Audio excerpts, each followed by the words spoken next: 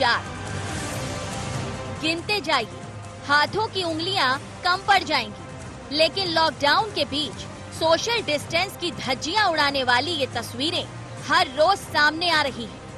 अलग अलग जिलों में पुलिस प्रशासन भले मुस्तैद हो, भले ही ड्रोन और फ्लैग मार्च के जरिए नजर रखी जा रही हो, बावजूद इसके लोग हैं कि मानते नहीं। सरकार ने गरीब भूखा न सोए ये सोचकर खाते में पैसे डाले, लेकिन दुविधा बढ़ गई क्योंकि पैसे लेने के लिए लोग कतारों में नहीं बल्कि गोले में अंदर रखी सिर्फ चप्पलें हैं।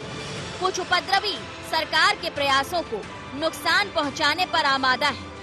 इंदौर देवास में सड़कों पर नोट बिखरे मिले। नोट संक्रमित होने की आशंका के चलते उन्हें सैनिटाइज कराया गया। साथ ही लोगों को सतर्क रहने की सलाह दी गई। इंदौर भोपाल में बढ़ते आंकड़ों पर पैनी नजर रखे हुए सरकार ने पीपीई किट की व्यवस्था को बढ़ाया, साथ ही ज्यादा से ज्यादा सैंपल लेकर कोरोना की कमर को तोड़ने का काम किया। मध्य प्रदेश में इस संकट की स्थिति में भी सरकारी खरीद को हमने प्रभावित नहीं होने दिया कि इंदौर में जितने सैंपल लेने थे हम अधिकांश ले चुके हैं। अब ये बीमारी नियंत्रण में आएगी और धीरे धीरे अब पॉजिटिव की संख्या न कम होगी। अब भले ही मध्य प्रदेश की 7.5 करोड़ जनता के मुखिया शिवराज कोरोना को हराने के लिए हौसले की बात करें, लेकिन कांग्रेस है कि मानती नहीं। उसकी माने तो भाजपा सरकार की लापरवाही के चलते मध्य प्रदेश कोरोना का कारखाना बन गया और सबसे ज्यादा हालत खराब इंदौर की है। देरी के कारण मध्य प्रदेश की आज हालत ये हो गई है कि इंदौर के 85 वार्ड में से 75 वार्ड कोरोना संक्रमित हो चुके हैं।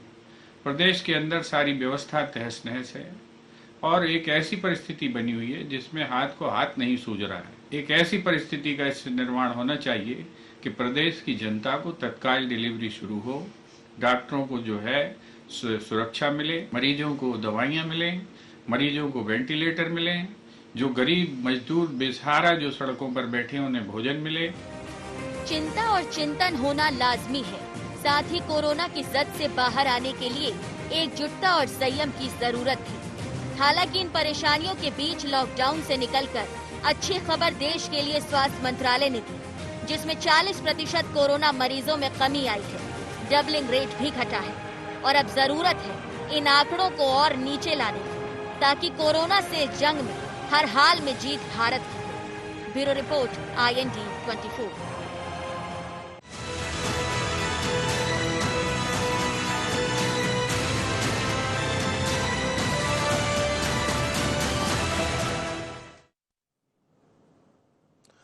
इंडिया एजेंडा में आपका स्वागत है। ना बढ़ाओ कोरोना, यही आज का हमारा विषय है। लेकिन मध्य प्रदेश में जिस तरह से कोरोना ने पैर पसारे हैं, उसको लेकर कई तरह की खबरें आ रही, पर खबरों के बीच कुछ जाहिल लोग ऐसे भी हैं जो इसको बढ़ाना चाहते हैं और बढ़ाकर एक दहशत भी फैलाना चाहते हैं। और जिस तरह के काम सरकार कर रही है या प्रशासन के लोग कर रहे हैं, उन पर पानी फेर देना चाहते हैं। लेकिन हम देख रहे हैं मध्य प्रदेश में कई जगह से खबरें इस तरह की आने के बाद भी प्रशासन मुस्तैद है, लगातार लगा हुआ है। लेकिन जो आंकड़े सामने आ रहे हैं वो अभी भी चिंता बढ़ाने वाली बात कर रहे हैं। खुद कलेक्टर मनीष सिंह ने जब IND 24 से बात की तो उन्होंने ये विश्वास जरूर दिलाया कि करीब करीब 12 लाख सैंपल्स हमने लिए हैं और देश में ये सबसे बड़ा आंकड़ा है सैंपल लेने का। बल्कि इसी को लेकर देश की जो सर्वे टीम है वो भी इंदौर पहुंची और इंदौर को इसलिए जाना भी जाता है कि जब इस तरह की कोई परेशानियां सामने आती है तो लोग एकजुट खड़े हो जाते हैं। लेकिन देश के कई हिस्सों से इस तरह की खबरें आई है जहां या तो नोट फेंके गए या इस तरह की हरकत लगातार लोग कर रहे हैं। तो कौन है वो जाहिल, कौन है वो लोग जो ये कह रहे हैं कि ना बढ़ाओ कोरोना? तो फिर हम उनसे यही कहेंगे कि संभल जाइए, तैयार रहिए, आप पर हर किसी की नजर है।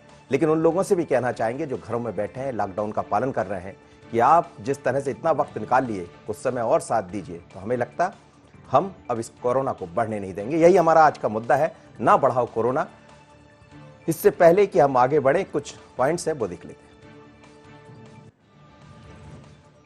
कोरोना कलह को बढ़ावा देने का जिम्मेदार कौन?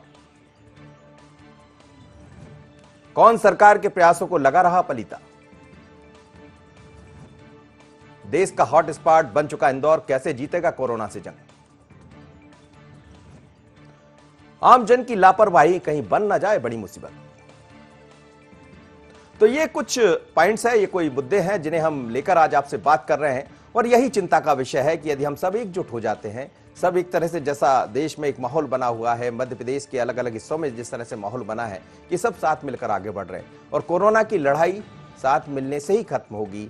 कोरोना की जंग यदि जीतना है तो हम सबको साथ होना होगा और ऐसे लोग, ऐसे जाहिल जो इस तरह की घटना को अंजाम देते हैं, उन पर निगाहें बनाकर रखना बहुत जरूरी होगा। चलिए पहले मैं अपने मेहमानों से आपका परिचय करा देता हूं। हीरालाल अलावा है, कांग्रेस के विधायक, आपका स्वागत है हीरालाल जी। साथ ही मेरे साथ मोहन यादव जोड़ रहे हैं, भारतीय जनता पार्टी के विधायक, आपका भी स्वागत है। और वरिष्ठ पत्रकार अरविंद तिवारी इंदौर से जोड़ रहे हैं, प्रेस क्लब के अध्यक्ष भी हैं आप, और इंदौर की इस समय सर्वाधिक चर्चा है तो मुझे लगता है शुरुआत भी अरविंद तिवारी से ही करेंगे हम। अरविंद जी, जिस तरह मध्य प्रदेश के अलग अलग हिस्सों में खासकर भोपाल और इंदौर की जो स्थितियां हैं और आप जिस शहर में बैठे हैं वहां चिंता बढ़ाने वाली बात है। लगातार हम देख रहे हैं कि आंकड़े बढ़ रहे हैं। हालांकि आज खुद कलेक्टर से जब बात हुई IND24 की तो उन्होंने भी ये माना है कि कुछ सैंपल्स हमने लिए हैं और सबसे ज्यादा संख्या सिर्फ इंदौर की है देश के अंदर। लोग सर्वे करने भी वहां पहुंच रहे हैं, लेकिन सर्वे के साथ साथ ये जो चिंता बढ़ रही है कि कुछ लोग हैं इसको रोकने की बजाय बढ़ाना चाहते हैं, क्या कहेंगे? देखिए मनोज जी, ये बात पहले दिन से चली थी जब मनीष सिंह इंदौर में कलेक्टर के रूप में ज्वाइन हुए थे कि इंदौर में अगर कहीं कमजोर पड़ रहे हैं तो सर्वे और सैंपलिंग में, और धीरे धीरे इस बात ने जोर पकड़ा और अंततः प्रशासन को मानना पड़ा कि इस घातक संक्रमण पे नियंत्रण का एकमात्र विकल्प हो सकता है कि सर्वे और सैंपलिंग जो है उनमें गति लाई जाए। और आज इंदौर में प्रशासन अंततः ये इस बात के लिए तैयार हुआ पिछले 2-3 दिन में कि सर्वे और सैंपलिंग के काम में तेजी लाए। ये एक तो ये बात हो गई। दूसरा, जो बिल्कुल आप जो जिस बात को बोल रहे हैं कि कुछ लोग, बिल्कुल मैं इस आपकी बात को मैं समझ रहा हूं बिल्कुल, कि इंदौर में शुरुआती दौर में कुछ लोगों के कारण आज इंदौर जिस हालत पे पहुंचा, देश का हॉटस्पॉट बन गया है। आज 700 के आसपास इंदौर में जो है पॉजिटिव केसेस हो चुके हैं। तो आज इसका और ये सारे इस आंकड़े को बढ़ाने में चुनिंदा क्षेत्रों का योगदान है।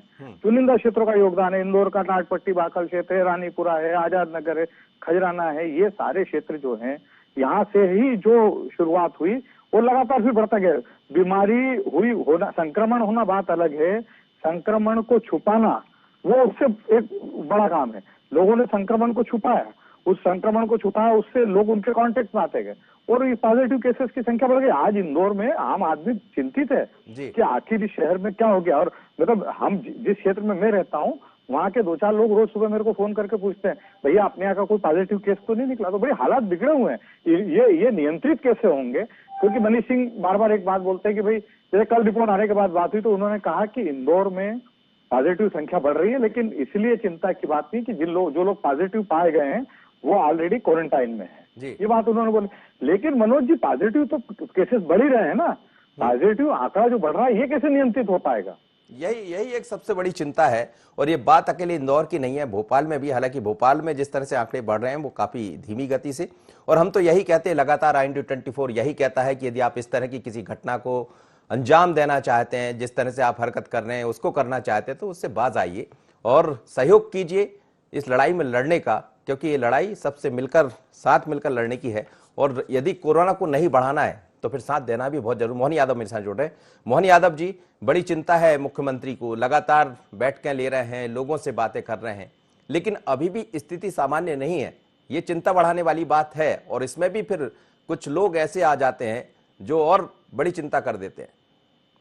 मैं 100% सहमत हूँ मनोज जी। जिस प्रकार का ये कठिन दौर है और हम सब प्रयास कर रहे हैं कि इन प्रकार माननीय प्रधानमंत्री जी पूरे देश में और मध्य प्रदेश में माननीय शिवराज सिंह जी, और हमने इस तरह से जिस ढंग से इसको कंट्रोल भी किया है, जैसे उज्जैन में लगातार 3 दिन से 0 था और आज एक पेशेंट मिला है।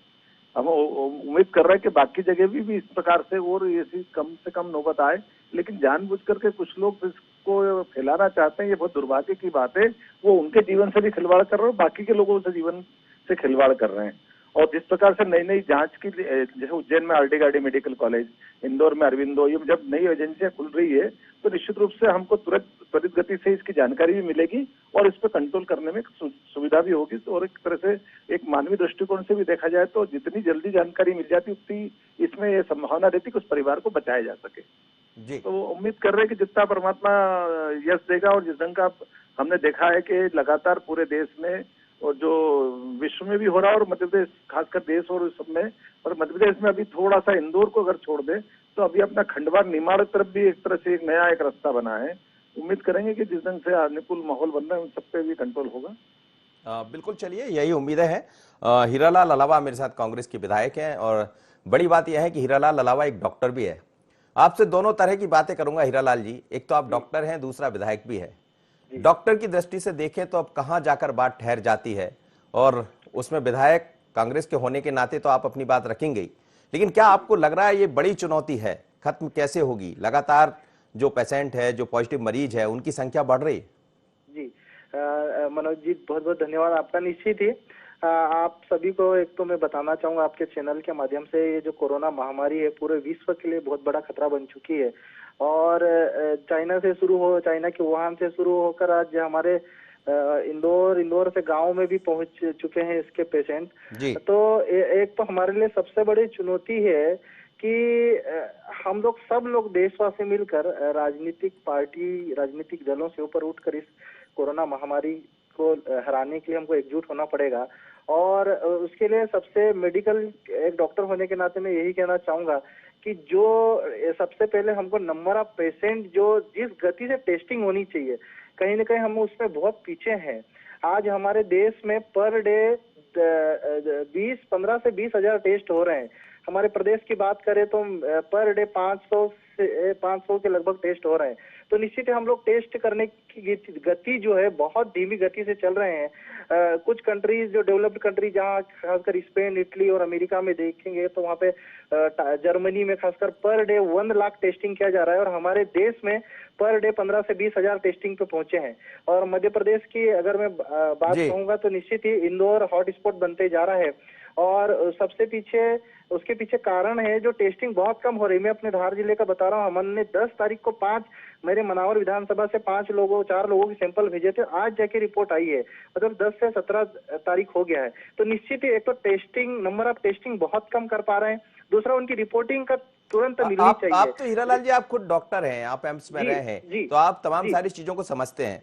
हिंदुस्तान की तुलना जब हम अन्य देशों से करते हैं तो वहां से फिर हमें लगता है कि हम बेहतर स्थिति में हैं, लेकिन जब हम टेस्ट की तरफ गिनती की संख्या देखते हैं, आंकड़े देखते हैं, तो फिर हमें लगता है कि हम चिंता की तरफ जा रहे हैं। लेकिन क्या आपको जी एक और महत्वपूर्ण बात मैंने कहना चाहूंगा सर, हमारे लिए दूसरी बड़ी चुनौती है सर जो एसिम्प्टोमेटिक कैरियर, मतलब अगर वर्ल्ड वाइड देखेंगे तो जो इन्फेक्शन हमारे यहाँ अभी क्या हो रहा है, हम लोग जो केवल जो सिम्टम्स जिनको खांसी आ रही, जिसको ब्रेथलेसनेस हो रहा है, जिसको फीवर हो रहा है, उन्हीं लोगों के हम टेस्ट कर पा रहे हैं। एसिम्प्टोमेटिक कैरियर वो स्टेज होता है जो इंक्यूबेशन पीरियड जहाँ से वायरस के संपर्क में आया और उसके जो सिम्टम्स जहाँ से शुरू होते हैं। तो जो एसिम्प्टोमेटिक पेशेंट को हम लोग ट्रेस करके अभी हम लोग उसके लिए नहीं कर पा रहे हैं उनका टेस्टिंग, तो ये भी हमारे लिए बहुत बड़ी चुनौती है।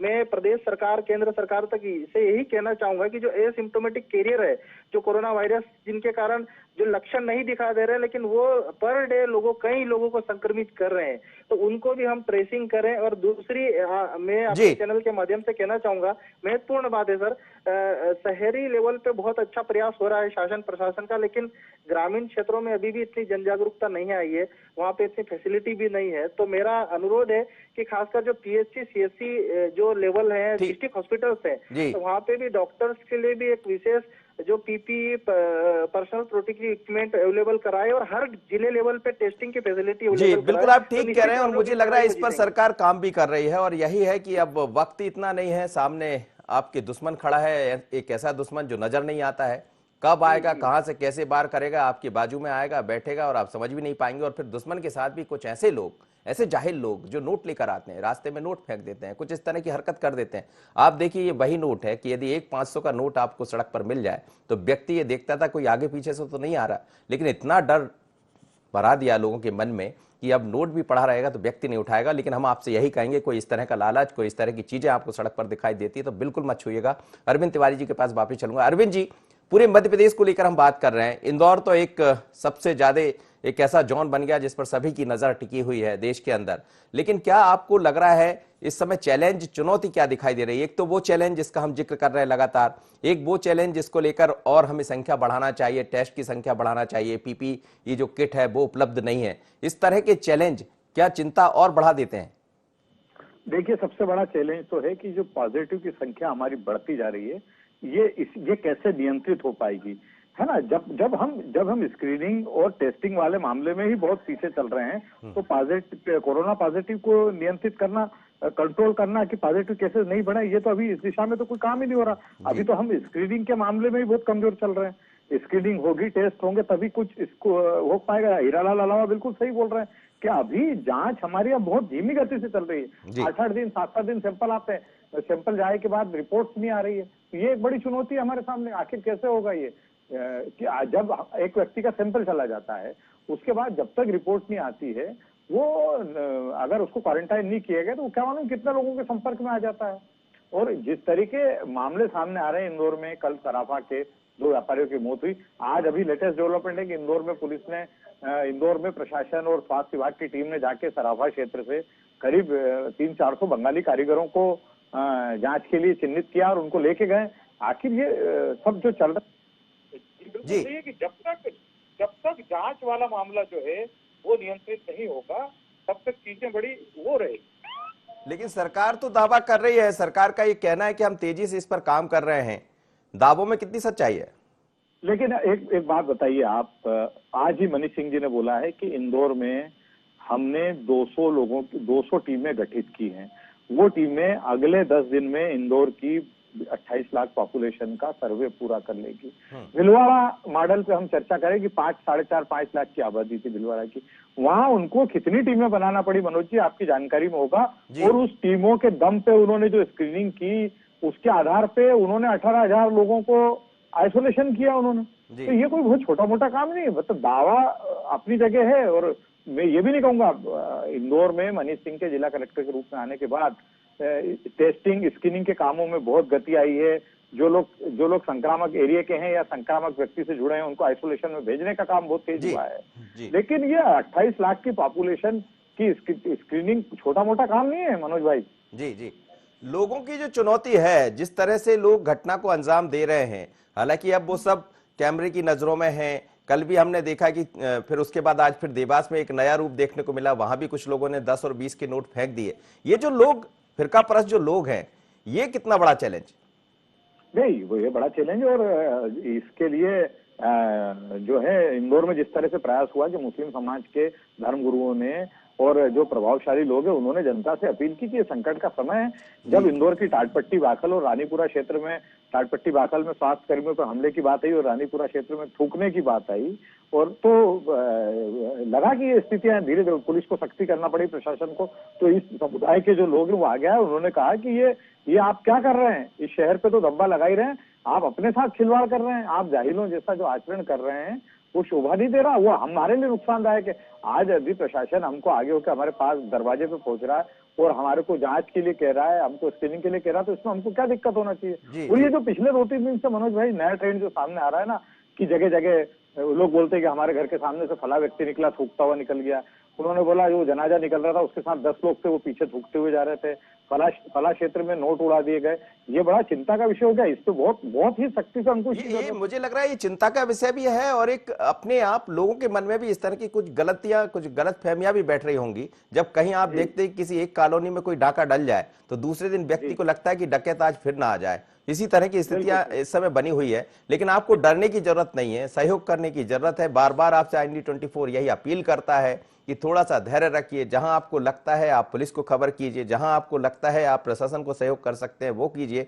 लोगों के साथ मिलकर ऐसे लोगों का डटकर मुकाबला कीजिए। मोहन यादव मेरे साथ बने हुए। मोहन यादव जी, कई तरह की चुनौतियां हैं आपके सामने। एक तो ये जिसका हम जिक्र कर रहे हैं, दूसरी चुनौतियां है कि जैसे जैसे अब ये समय बढ़ रहा है तो लोग दूसरे तरह से परेशान भी हो रहे हैं। ये सब तमाम सारी चुनौतियों का सामना अब कैसे करेंगे? क्योंकि ये ठीक है, आज भी हमने देखा कि RBI ने काफी कुछ दिया है, उसके बाद सरकार आपकी लगातार प्रयास कर रही, लेकिन बहुत ऐसे लोग हैं, जैसे गांव का जब हम जिक्र करते हैं तो छोटी छोटी जगह आपकी नागदा में कुछ मरीज बढ़ रहे हैं। तो इस तरह की चुनौतियां भी सामने देखी जा रही। देखिए, बिल्कुल आपने सही कहा कि ये जो छोटे स्थान पर और जहाँ हमने अपनी तरफ से चोरी छिपे जहाँ जाने का, भागने का प्रयास किया है, जाने अनजाने, एक तरह से बहुत बड़ा पाप कर रहे हैं, जो नए नए क्षेत्र में हम इसको आगे बढ़ाने का काम कर रहे हैं। मेरा सुझाव है कि ये बात सही है कि जिस प्रकार से ये जागृति हम फैला रहे हैं कि भाई ये बीमारी गंभीर है और इसको एक जगह नियंत्रित करें। अब मेरा इसमें दूसरा एक और पक्ष भी जुड़ा हुआ बताने की आवश्यकता उचित समझ रहा हूँ कि शासन के प्रबंधन के अंदर भी हमको भागीदारी होकर के जो जनता के बीच की जो सुविधा भी दे रहे हैं, एक तरह से जो बात भी पहुंचाई जा रही है कि जो पॉजिटिव केस जिस ढंग से आ रहे हैं और जिस ढंग से जनता के अंदर एक आत्मविश्वास हो गया कि ये बीमारी से पार भी पा सकते हैं, इसमें जरूरी नहीं कि मरना ही पड़ता है। और ये एक अच्छे सिम्टम्स है। जैसे उदाहरण के लिए हमारे पास उज्जैन में लगभग आधे से ज्यादा लोग जो बीमार हुए थे वो अच्छे होकर के घर चले गए। इंदौर में भी वो आंकड़ा लगातार आ रहा है। अब मैं एक निवेदन कर रहा हूँ, ये बीमारी के पक्ष से हट करके मानवीय पक्ष में भी अब हमको यथायोग्य तरीके से आगे बढ़ने की जरूरत है कि जो बीपीएल का राशन है या जिनको मजदूर डायरियों से राशन मिल रहा है या विभिन्न प्रकार के जिनके अमाउंट पहुंच रहे हैं, ये उनमें जो इस प्रकार के लोग हैं कि उनके अलावा भी जो नीडी पर्सन है वो हम अपने अपने स्तर से हम उनकी मदद करने के लिए भी आगे बढ़े, क्योंकि अब लगातार अब ये महीना भर का 25 दिन के आसपास का समय हो चुका है। ऐसे में जिनके अच्छे घर हैं उनके अंदर भी कई बार ये कठिनाई मध्यम वर्ग के परिवारों में भी राशन संबंधी आ रही है। जी। तो अलग अलग योग्य तरीके से यही तो मैं जिक्र कर रहा था कि चुनौतियां बहुत है आपके सामने, सरकार आपकी है, ये आप मान रहे हैं, ये बड़ी बात है। मनोज जी, मैंने आपके सामने बताया कि हमने कुछ रास्ता निकाला है कि भाई जैसे उज्जैन, अकेले में उज्जैन की बात करता हूँ कि उज्जैन में लगभग 2500 क्विंटल हमने गेहूं जनता से मांग की गांवों से अंदर से वो एकत्र किया है और उसके बलबूते पे हमने 1000 क्विंटल तो शहर वालों के अंदर वितरित कराने का प्रयास किया जहां ये नीडी पर्सन है। उसी प्रकार से लगभग 750 क्विंटल के आसपास हम ग्रामीण बेल्ट में, लेकिन चूंकि उनको गेहूं की जरूरत नहीं तो उसके बदले में उनको शक्कर, तेल, बाकी नमकीन, इस प्रकार की जो मिर्च मसाले हैं, इस टाइप की चीज देकर के प्रयास कर रहे हैं कि हर एक के जीवन में, क्योंकि आटा, तेल, आटा, दाल और चावल ये कंट्रोल से मिलने वाला सभी को बीपीएल से, ये आपके माध्यम से पूरे प्रदेश में बताना चाहता हूं। माननीय मुख्यमंत्री जी ने कोशिश की है।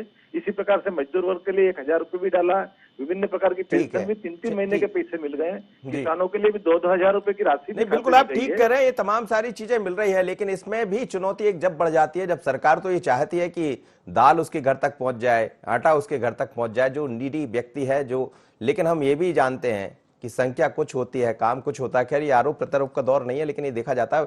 मेरे साथ हीरालाल अलावा बने हुए। हीरालाल जी, जिस तरह की चुनौतियों का आप जिक्र कर रहे थे, क्या आपको एक डॉक्टर होने के साथ साथ फिर आपसे कहूंगा कि आने वाले दिनों में और क्या चुनौतियां आप देख रहे हैं और कांग्रेस किस तरह से सहयोग करेगी? हम देख रहे हैं लगातार कांग्रेस सवाल भी खड़े कर रही है, तो ये समय सवाल खड़े करने का नहीं है, लेकिन जहां जरूरत पड़ेगी वहां करना भी चाहिए।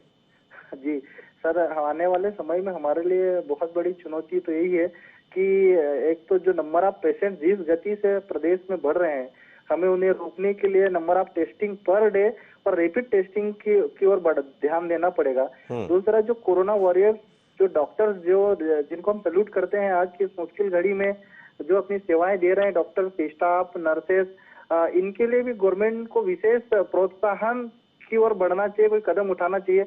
जिस प्रकार हरियाणा सरकार ने डॉक्टर्स, स्टाफ, नर्सेस की सैलरी दुगनी करी, तो निश्चित ही बहुत सराहनीय कदम है। मध्य प्रदेश सरकार को भी कोई ऐसा निर्णय लेना चाहिए, क्योंकि आज वास्तविक स्थिति आप लोगों को बता दूं, मेरी कई डॉक्टर्स से बात होता है, कहीं न कहीं भय का वातावरण बना हुआ है, उनमें डर है कि कहीं हमें न हो जाए इन्फेक्शन, तो उनको प्रोत्साहन देना जरूरी है, उनके साथ खड़े होना जरूरी है।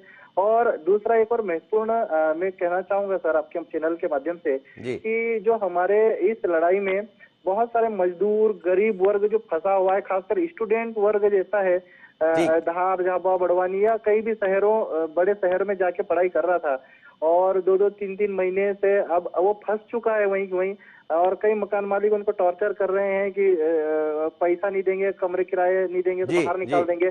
तो माननीय मुख्यमंत्री जी से मैंने अनुरोध भी किया है, पत्र भी लिखा है कि कम से कम स्टूडेंट्स के लिए भी माननीय मुख्यमंत्री जी घोषणा करें, 2-3 महीने के लिए उनकी भी सैलरी, मतलब उनको कमरा किराए मध्य प्रदेश। चलिए, ये सब मुझे लग रहा है ये सब चुनौती और चैलेंज ही है कि हम देख रहे हैं महाराष्ट्र में लोगों का किराया माफ करवा दिया महाराष्ट्र सरकार ने, मध्य प्रदेश सरकार भी इसको देख रही होगी और यही चैलेंज, यही चुनौती का सामना आपको करना भी पड़ेगा सरकार को चलते चलते एक छोटा सा कमेंट्स अरविंद तिवारी से जरूर लूंगा मैं। अरविंद जी, क्या लग रहा है आपको, कब तक इंदौर शांत दिखाई देगा, ठीक ढंग से स्थितियां संभल जाएंगी?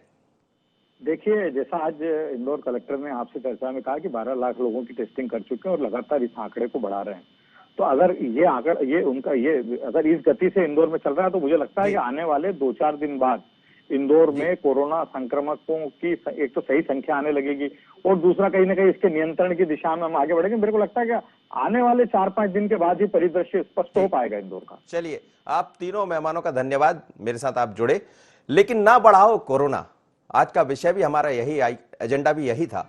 लेकिन जैसे जैसे अब समय बढ़ रहा है तो लोगों के साथ चिंता नई तरह की खड़ी हो रही है। चिंता इस बात को लेकर भी है कि आप यदि कोरोना के टेस्ट की संख्या नहीं बढ़ाते हैं तो फिर कैसे काम चलेगा। लेकिन जैसा कलेक्टर इंदौर कह रहे हैं, पर इसी तरह की स्थितियां छोटे छोटे जिलों से निकल कर आ रही है, जहां कहा जा रहा है कि लोग चक्कर लगा रहे हैं कि हमारा टेस्ट कीजिए, लेकिन कोई टेस्ट करने वाला उनके सामने नहीं है। ये बड़ी चुनौती है। और वो लोग जो इस तरह की घटना को अंजाम देना चाहते हैं, लोगों के मन में वहम फैलाना चाहते हैं और ये चाहते हैं कि जो महामारी से हम जूझ रहे हैं वो कहीं बनी रहे, तो ऐसे लोगों से सावधान रहने की जरूरत है। और ये वक्त है एकजुटता के साथ चलने का, ये वक्त है चुनौती का सामना करने का। ऐसी कई जंग होती रही है, लगातार हिंदुस्तान का व्यक्ति उसको जीता है मिलकर, और हमें लगता है कोरोना की जंग में भी हम जरूर सफल होंगे। IND24 के एजेंडा में इतना ही। मुझे दीजिए इजाजत। नमस्कार।